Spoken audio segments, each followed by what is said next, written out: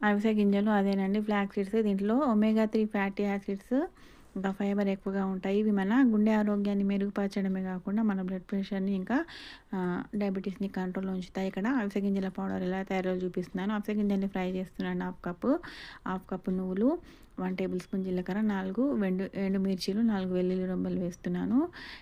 1 table spoon ధనియాలు, half cup పల్లీలు వేస్తున్నాను. డయాబెటీస్ ఉన్న వాళ్ళైతే పల్లీలు స్కిప్ చేయొచ్చు. ఇక్కడ ఇంకా హాఫ్ కప్పు సన్‌ఫ్లవర్ సీడ్స్ వేస్తున్నాను. ఇది పూర్తిగా ఆప్షనల్.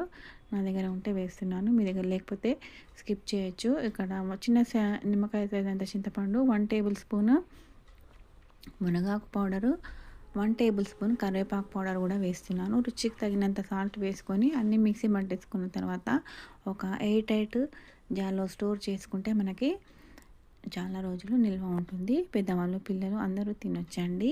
ఇది మనము కర్రీస్‌లో కానివ్వండి, ఇడ్లీలో, వేడన్నంలోకి, ఇంకా దోసల్లోకి అన్నిట్లో చాలా బాగుంటుంది. నా వీడియో కనుక మీకు నచ్చినట్లయితే వీడియోని లైక్ చేయండి, షేర్ చేయండి, నా ఛానల్ సబ్స్క్రైబ్ చేయండి. నెక్స్ట్ వీడియో మళ్ళీ కలుద్దాం. అంతవరకు సెలవు. Have a nice day. Bye.